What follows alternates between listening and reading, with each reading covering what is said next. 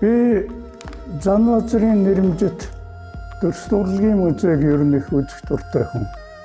Зөвхөн үзэгч биш юм. Энд бол бүр байж, бодож, тойрч, өөрийнхөө Монголын соёлын өв, монголчуудын оюун ухааны чадварыг багтаж явах дуртай хүн.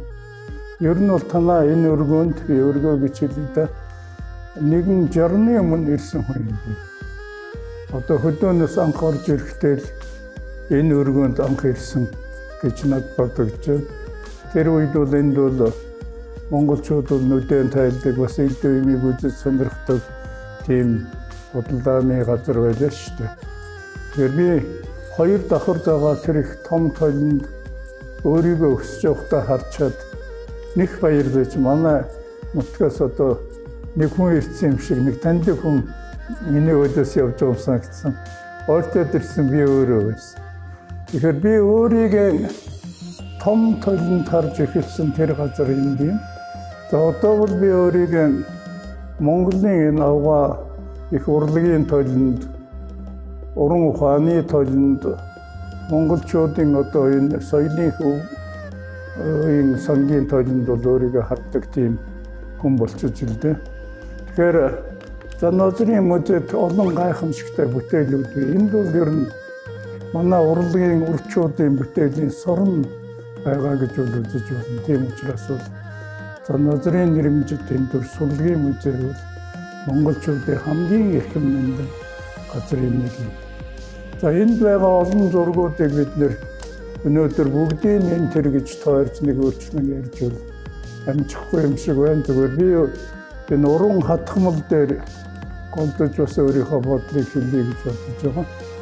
За уран хатгамал бол манай монгол бүсгүүчүүдийн одоо хийж бүтээж чаддаг юмны дэжинч гэж болохоор сэтгэлэн шингээдэг, ур ухаанаа шингээдэг, за тэгээ хөдөлмөр чичээнгүй авьяасл гэдгийг харуулж чаддаг юм гайхамшигтай бүтээлтэй. 19-р зууны үед бол Монгол уран хатгамал бол ер нь сонгодог хэлбэртэй хүрсэн. Тэгэхээр одоо өнөөдөр энэ Монголын уламжлалт урлагийн энэ хэлбэрийг монгол хөөхнүүд, бүсгүүчүүд маань уламжилж маш их зүйлийг хийж бүтээдэг болсон бахархалтай. За ийм урлагийн бүтээлийн дээж бол энэ музейд, Жожин ламын музейд, за бүгдийн тэр зүүнний уран музейд хадгалагдаж байна. За тэгээд энэс гадна хоёр хүмүүсийн гар дээр хувийн хадгаламжинд маш нандин зүйлүүд байдгийг би бас мэдхий. Тэгэхээр энэ бол одоо монголчуудын, монгол бүсгүүчүүдийн чадварын одоо нэг үйл сан энэ байгаа юм. Тэгэхээр монголчууд ер нь оюутны үйлээрээ бол эртний алдартай. Хүннүүгийн булснаас гарсан одоо энэ ширдэг хатгамал оюутлын зүйлийг судлаачид ингээ үзэхдээ тэр оюутл нь бол зөвхөн монголчууд уламжлагдсан байна. Тэгээ оюутлын олон нэр нь бас монголчууд өнөөдөр бид нар бол уламжлаад нэрлээд хэрэглээд явж байгаа. Тэгэхээр эн чинь юу хэлж байгаа гэхээр бид нар яахын аргагүй хүннүүгийн үр удам юм байна гэдгийг давхар хэлж байгаа. За нөгөө талаас хүннүүгийн үеэс л одоо манай энэ хатгамлын урлагч нь бүр тийм сонгодог хэлбэрдээ хүрсэн байж байгаа гэдгийг бас хэлж байгаа. Тэгэхээр энэ бол одоо эртний урлагийн нэг. За оюутлаг ихтэл одоо хатгамал гэхэд эн чинь юуны өмнө эхний одоо тэр үеийн дээр үе болох тусмаа бүтээлүүд бол шашны холбогдолтой зүйлүүд их байдаг л да. Тэгэхээр тэр чинь бол өөрийнхөө итгэл үнэмшлийг юуг одоо дээдлж эрхмэлдгэн тэр одоо урлагтаа шингээж байгаа хэрэг. Тэгэхээр одоо бурхан энд ингээл энэ музейд харахад бол бид нэр одоо бурхан багшийг сайхан одоо хатгсан энэ одоо бүтээл байж шүү дээ. Зээх наамлтай хосмолсон.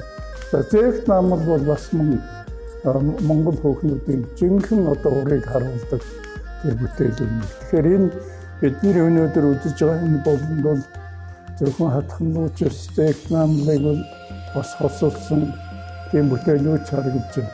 Тэгэхээр янз бүрийн одоо оюутлын нэрнүүд нь хүртэл монголчууд бол одоо судлаачид бол бүр 20 гаруй 30-аад оюутлын нэрийг бол хэлдэг шүү дээ. Бид нар бол өнөөдөр шаглах өртгөөс л одоо хэтрэхгүй шахвал болчихсон байна.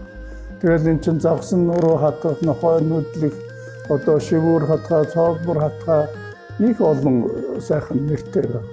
Тэгэхээр энэ нэрнүүдийг хүртэл одоо бид нар бас мэддэг, хэрэгэлдэг. Энэ оюун тийм шүү гэж үзэж байхдаа бас тэр өөрийнхөө соёлын уламжлалыг ойлгож мэддэг байх л ёстой л зөвхөн энэ урлагийн бүтээлч нь зөвхөн урлагийн бүтээлч биш. Энэ чинь бас оюуны хөгжлийн зам мөрийг бол харуулдаг. Хөгжил дэвшлийн одоо тэр төвшин харуулдаг юм зүйл үү шүү дээ. Тэгэхээр өнөөдөр бид нар бол одоо энэ зурагтайгаа ойртоод би бас ярих гэж бодож байна. Тэр уралсан. Тэгэхээр сэтгэлийн шингээдэг би сая хэллээ. Сэтгэлийн шингээдэг, итгэлийн шингээдэг, хайрын шингээдэг юм бүтээл. За тэгээд сая би хэллээ шашны холбогдолтой эд зүйлийн зүйл шагилж хатгаж бүтээхээс гадна одоо ахын ялангуяа одоо хайртай хүндээ одоо дайлан аягны уур одоо тэр чинь бол жинхэнэ сэтгэлийн тээж байгаа. Өөрт нь одоо өөрийг нь хадгалуулж байгаа тэр зүйл л дээ. Тэгэхээр яг хөө дайланч хамрын танхил бас сүүлхэнд орж ирсэн бас ийм зүйл монголчуудын хувьд хэрэглээ. Аягны уут бол одоо монголчуудын гайхамшигтай соёл нэг хэсэг шүү дээ. Хүн болгоно өөрийнхөө аягийг авч явдаг. Цэвэрчнэн бай одоо тэр ахын соёлын хувьд чи бүх үлгэрэлтэй өнөөдөр гайхаж ярьж байгаа тэр зүйлийг нэг. Тэгэхээр тэр эрхэм зүйлийг нь одоо хайртай хүнд одоо хийж бүтээж өгдөг. Ялангуяа алс хол замд явах нь бол аягны утаан гардуулж өгдөг ийм одоо ёс заншилтай байж. Тэгэхээр одоо өнөөдөр ч бас бид нар аягны утыг дайлангуул энэ зүйлээс эхлээд гайхамшигтай уралж байна. За тэгээ шингээж бүтээж байгаа энэ хатмалдаан төрлийн зүйл ангин сэдвэн бол өнөөдөр бол их өргөн болж. За яг хөө түүхэн энэ зургуудыг үзэхдээ сэдвийн хувьд бол жоохон арай явцуудаа чиглэл нь бол шашны чиглэл юм уу. За миний саяны хэлснээр ахуй хүрээнд гэтэл одоо дайлан уутнаас нэг холдоогүй шахуу юм. За харин нэг зүйлүүд бол хүмүүс багхан мэддэг тэр юу бол номын одоо энэ шавлын баримтагнуудын одоо чимэглэлүүд, номын хажуургын чимэглэлүүд тэнд одоо хатгах энэ урлагийн чинь бас их ариун өвсөн бол үлдээсэн байна. За тэгээд цугаараа одоо энд байгаа бүтээлүүдээ бас юу яа л да. Үзэж нэгэнд үзээ үзэж байгаа юм чинь энийг хараад би одоо юу бол сайхан санагдж байгаа, юу гонцолж байгаа бас бусдадтайгаа хуваалцъя гэж бодож байна. Тэгэхээр энэ бурхан багшийн дүрийг хатмалаар уралсан энэ бүтээлийн өмнө бол бид нэр байж байна. Тэгэхээр монголчуудын нэг онцлог нь бол энэ бурхан бүтээдэг загварчилсан бүр хөндөж эвдэж болдгоо тэр зүйлийг бол харин урлагдаан бол жаахан өөрчилж чадсан өндөр гэгээнээс эхлээд тэр нь бол одоо гайхамшигтай. Өөрийнхөө одоо тэр сэтгэлийг, итгэлийг, бишрлийг шингээхээс гадна өөрийнхөө хайртай хүний, өөрийнхөө эрхэм хүний дүрийг бол бас шингээдэг давхар. Тэгэхээр тэр бол их онцлогтой. Энд бол бурхан багшийн дүр бол дөрвөн янзаар харагдж байна л да. Гэхдээ энэ бол бас миний хэлсэн тэр зүйлүүдийг бол энийг бүтээсэн уран бүтээлч бол бас л тэгж бодож, тэгж бүтээжтэй гэж би бодож байна. За тэгээд энэ өнгийн зохиомж, өнгийн зохирлууд, за тэгэл энийг оюутлан бас сонгосон. Энд чинь бол ингээд нарийн харах дээр хэдэн янзын бас хатмалууд бол харагдж байна. Тэгэхээр энэ бүхнийг бол хаана яаж хэрэглэх вэ? За яг энэ шашны ялангуяа одоо энэ архад ийм бурхан багшийн дүрийг бүтээхдээ бол бас тэр нэг хэвшил болсон зүйлүүдээс гажихыг бол хүсэхгүй л дээ. Аль болохоор тэрийг дагаж мөрдөхийг бол хүснэ. Тэгэхээр энэ бол одоо гайхамшигтай ингээ бүтээл. За дараа нь энэ цагаан дарихийн.